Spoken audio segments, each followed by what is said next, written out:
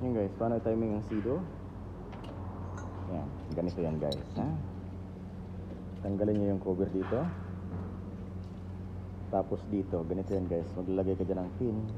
Ayan. Ayan. Cedo 300 GTX 300 Cedo. Makalak yan. No, hindi man magagalaw. Ngayon, dito naman tayo sa balancer at sa crankshaft. Balancer at crankshaft, ito yun. Okay. Make video for me here.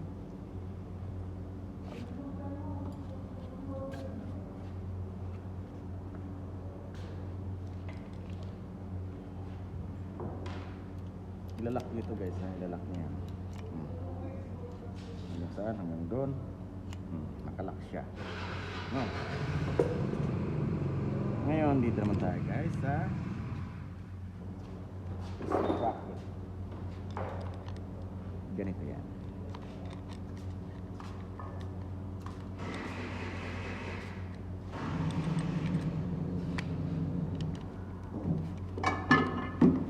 Cedo jet ski.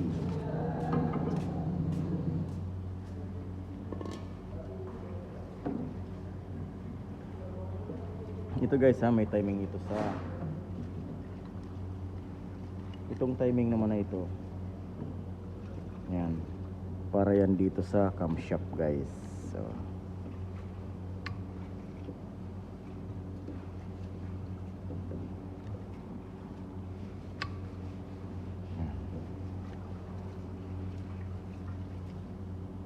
mali pa rin, mali. Kulang ng isang ngipin.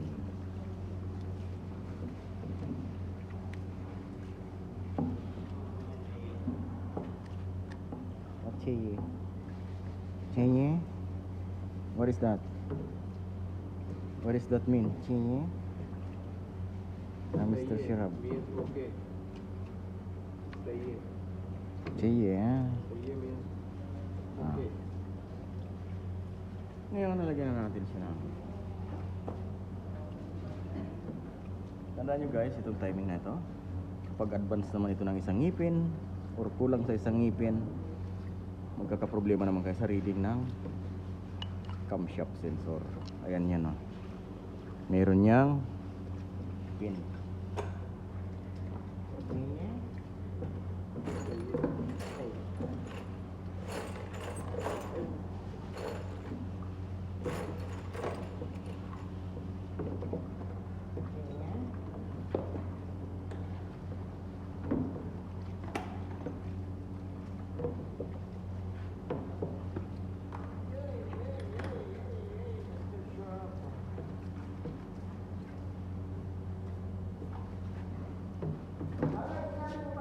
Ito guys, ilalagay natin ang 3 volts. Ayan. Okay.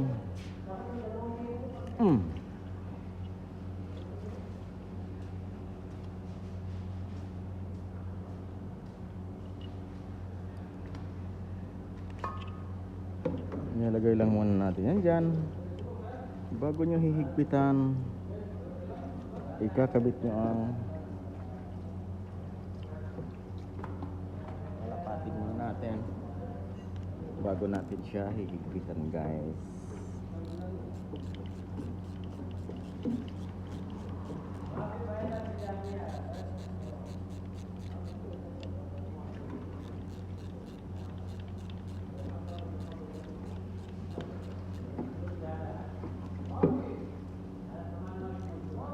Yan.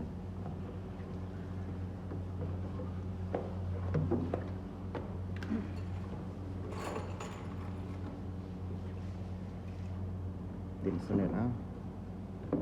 Tensioner. Gitu yan.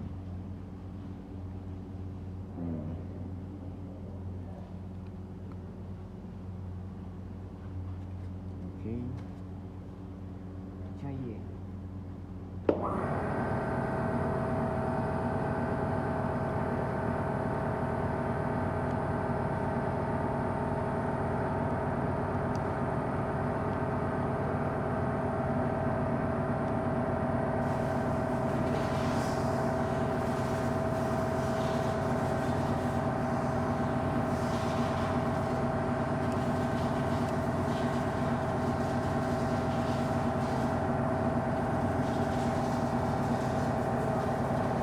Ayan guys, timing.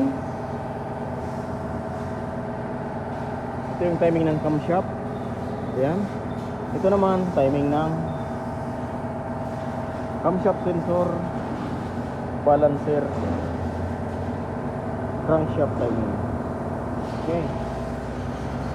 Cedo GTX 300.